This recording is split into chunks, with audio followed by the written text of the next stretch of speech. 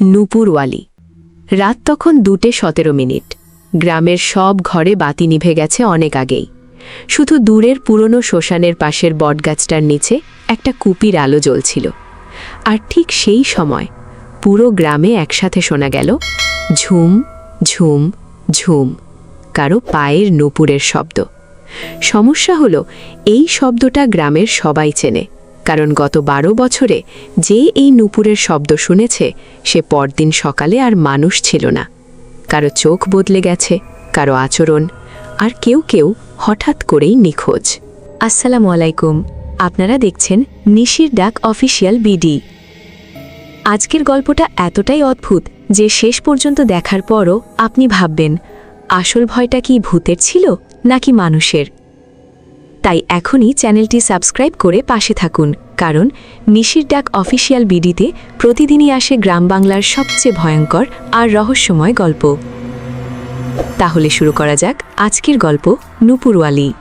ময়মনসিংহের এক ছোট্ট গ্রাম, নাম শালবনপুর। গ্রামটা দেখতে খুব শান্ত।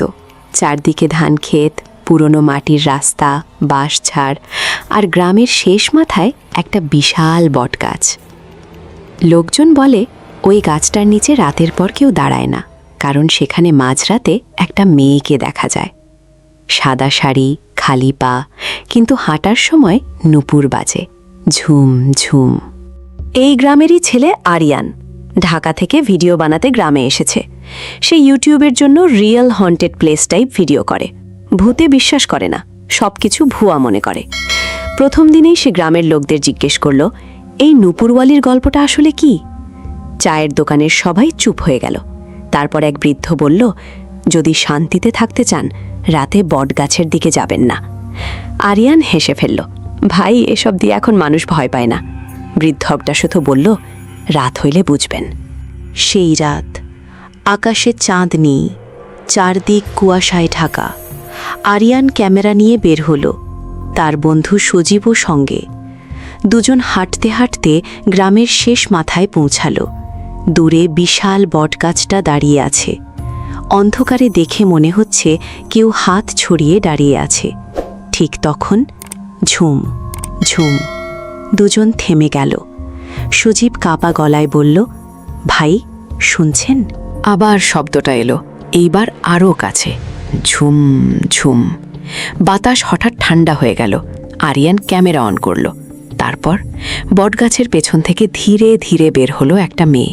সাদা শাড়ি, চুল কোমর পর্যন্ত, মুখ দেখা যাচ্ছে না। কিন্তু সবচেয়ে অদ্ভুত ব্যাপার, তার পায়ে কোনো নূপুর নেই, তবুও শব্দ হচ্ছে ঝুম ঝুম। সজীব ভয় পেয়ে দৌড় দিল, কিন্তু আরিয়ান দাঁড়িয়ে রইল। সে চিৎকার করে বলল, এই কে আপনি? মেয়েটা থামল, তারপর খুব আস্তে মাথা ঘুরালো। আরিয়ান হঠাৎ বুঝতে পারল মেয়েটার মুখ নেই, চোখ নেই, নাক নেই, শুধু ফাঁকা সাদা চামড়া। কিন্তু তবুও সে হাসছে। ঠিক তখন ক্যামেরা নিজে থেকেই বন্ধ হয়ে গেল। পরদিন সকালে আরিয়ান ভিডিওটা দেখতে গিয়ে জমে গেল, কারণ ভিডিওতে বটগাছ আছে, কুয়াশা আছে, কিন্তু মেয়েটা নেই। শুধু একটা শব্দ রেকর্ড হয়েছে, ওকে এখান থেকে যেতে দিও না। আরিয়ান এবার আরও আগ্রহী হয়ে উঠল। সে গ্রামের পুরনো মসজিদের ইমাম সাহেবের কাছে গেল। সব শুনে ইমাম সাহেব বললেন, 12 বছর আগে এই গ্রামে একটা মেয়ে ছিল, নাম মেহের। তারপর ও খুব সুন্দর গাইতো, কিন্তু গ্রামের চেয়ারম্যানের ছেলে ওকে জোর করে বিয়ে করতে চাইছিল। মেয়ে রাজি হয়নি। না। ইমাম সাহেব দীর্ঘশ্বাস ফেললেন। তারপর এক রাতে মেয়েটা হঠাৎ হারিয়ে যায়। লাশ পাওয়া গেছিল? না, কিন্তু ওই রাতের পর থেকেই নূপুরের শব্দ শুরু হয়।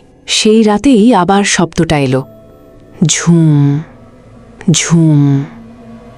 এইবার শব্দটা আরিয়ানের ঘরের একদম বাইরে। সে জানালার দিকে তাকালো আর দেখল জানালার ওপাশে দাঁড়িয়ে আছে সেই মেয়েটা, চুপচাপ, মুখবিহীন। তারপর সে ধীরে ধীরে একটা হাত তুলল। আরিয়ানের বুক কেঁপে উঠল, কারণ মেয়েটার হাতে ধরা ছিল একটা পুরনো রক্তমাখা নূপুর। এরপর থেকে গ্রামের মানুষ বদলাতে শুরু করল। যারা রাতে ওই শব্দ শুনত তারা পরদিন অদ্ভুত আচরণ করত। একজন নিজের ঘরের দেয়ালে বারবার লিখছিল, ও এখনো মাটির নিচে আছে। আরেকজন মাঝরাতে কবরস্থানে গিয়ে বসে থাকত। এক বৃদ্ধ হঠাৎ বলল, ওর মুখ আমরা নিজেরাই কেড়ে নিয়েছিলাম। আরিয়ান বুঝতে পারল এই গ্রামের সবাই কিছু লুকাচ্ছে। এক রাতে সে আর সুজীব লুকিয়ে চেয়ারম্যানের পুরনো বাড়িতে ঢুকে পড়ে। সেখানে একটা বন্ধ ঘর ছিল। ঘরের দরজায় বাইরে থেকে তালা, ভেতর থেকে আসছিল অদ্ভুত গন্ধ। দরজা খুলতেই দুজন থমকে গেল। পুরো ঘরের দেয়ালে মেয়েদের ছবি, আর মাঝখানে একটা আয়না। আয়নাটার ওপরে লেখা, যে সত্য দেখবে সে বাঁচবে না। ঠিক তখন পেছন থেকে নুপুরবালির শব্দ এলো, ঝুম ঝুম, ধীরে ধীরে, খুব কাছে। সজীব কাঁপতে কাঁপতে পেছনে তাকালো। তারপর এমন চিৎকার দিল যে পুরো বাড়ি কেঁপে উঠল। আরিয়ান ঘুরে তাকিয়ে দেখল মেয়েটা এবার মুখ নিয়ে দাঁড়িয়ে আছে, কিন্তু সেই মুখটা মানুষের না, পুরো মুখ সেলাই করা, কালো সুতো দিয়ে। আর সেলাইয়ের ভাগ দিয়ে রক্ত না, কালো পানি বের হচ্ছে। সজীব হঠাৎ অজ্ঞান হয়ে পড়ে গেল। আরিয়ান তাকে টেনে বের করতে লাগলো, কিন্তু তখনই মেয়েটা প্রথমবার কথা বলল, ওরা আমাকে মাটির নিচে পুঁতে রেখেছে। পরদিন সকালে সজীব নিখোঁজ। কেউ তাকে খুঁজে পেল না, শুধু বটগাছের নিচে তার মোবাইল পাওয়া গেল। মোবাইলের ভিডিওতে শেষ যে জিনিসটা দেখা গেল তা দেখে আরিয়ানের হাত ঠান্ডা হয়ে গেল। ভিডিওতে সজীব কাঁদছে, আর তার পেছনে দাঁড়িয়ে আছে গ্রামের চেয়ারম্যান, তার হাতে কোদাল। এটাই ছিল প্রথম টুইস্ট। মেহেরকে কোনো ভূত মারেনি, গ্রামের কিছু মানুষ মিলে তাকে জীবন্ত কবর দিয়েছিল, কারণ সে চেয়ারম্যানের ছেলের বিরুদ্ধে মুখ খুলেছিল। আরিয়ান এবার সত্যি প্রকাশ করার সিদ্ধান্ত নিল, কিন্তু সেই রাতেই গ্রামের সবাই অদ্ভুত আচরণ শুরু করল। সবাই যেন কারোর নিয়ন্ত্রণে চলে গেছে। বৃদ্ধ, শিশু, মহিলা সবাই মাঝরাতে বটগাছের দিকে হাঁটতে লাগল, আর সবাই একসাথে বলছে, মাটি খুঁড়ো, মাটি খুঁড়ো। আরিয়ান আর কয়েকজন গিয়ে বটগাছের নিচে খুঁড়তে শুরু করল। কিছুক্ষণ পর কোদাল একটা শক্ত জিনিসে লাগল। মাটি সরাতেই বের হয়ে এলো একটা মেয়ের কঙ্কাল, পায়ে ভাঙা নুপুর, আর মুখের হাড়ের ওপর এখনও সেলাইয়ের দাগ। ঠিক তখন পুরো গ্রামের বাতাস কেঁপে উঠল, ঝুম ঝুম ঝুম। নুপুরের শব্দ চারদিক থেকে আসতে লাগল। দ্বিতীয় টুইস্ট, কঙ্কাল বের হওয়ার পর গ্রামের চেয়ারম্যান হঠাৎ হাসতে শুরু করল। তারপর বলল, ও একা মরে নাই। সবাই থমকে গেল। চেয়ারম্যান পাগলের মতো বলতে লাগল, যেদিন ওরে পুঁতছিলাম ওর পেটের ভিতরে একটা বাচ্চাও ছিল। চারদিক নিস্তব্ধ। আরিয়ান বুঝতে পারল এই কারণেই আত্মাটা এত ভয়ঙ্কর হয়ে উঠেছে। হঠাৎ বটগাছের সব ডাল নড়তে শুরু করল, বাতাস না থাকলেও। তারপর ধীরে ধীরে গাছের ওপরে অসংখ্য নুপুর ঝুলতে দেখা গেল, শত শত, হাজার হাজার, আর প্রতিটা নুপুর নিজে নিজে বাজছে, ঝুম ঝুম ঝুম। চেয়ারম্যান হঠাৎ দৌড় দিল, কিন্তু কয়েক কদম যেতেই থেমে গেল, কারণ সামনে দাঁড়িয়ে আছে মেহের। এইবার তার মুখে কোনো সেলাই নেই, কিন্তু মুখটা সম্পূর্ণ কালো, চোখ দুটো সাদা। সে শুধু বলল, এখন তোমার পালা।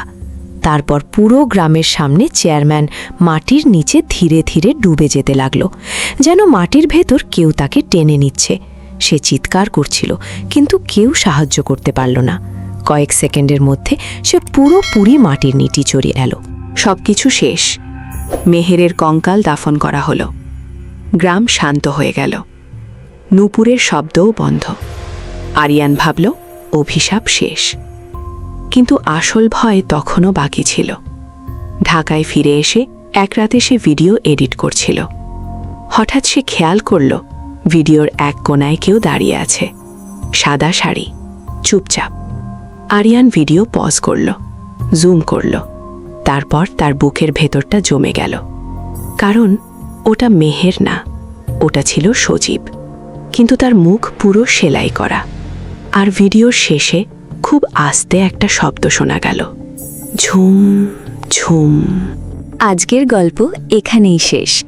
ভিডিওটা যদি ভালো লেগে থাকে তাহলে এখনই লাইক দিন, কমেন্ট করে জানান গল্পের কোন অংশটা আপনাকে সবচেয়ে বেশি ভয় পাইয়েছে। আর অবশ্যই চ্যানেলটি সাবস্ক্রাইব করে পাশে থাকুন। নিশির ডাক অফিসিয়াল বিডি, কারণ রাত এখনো অনেক বাকি।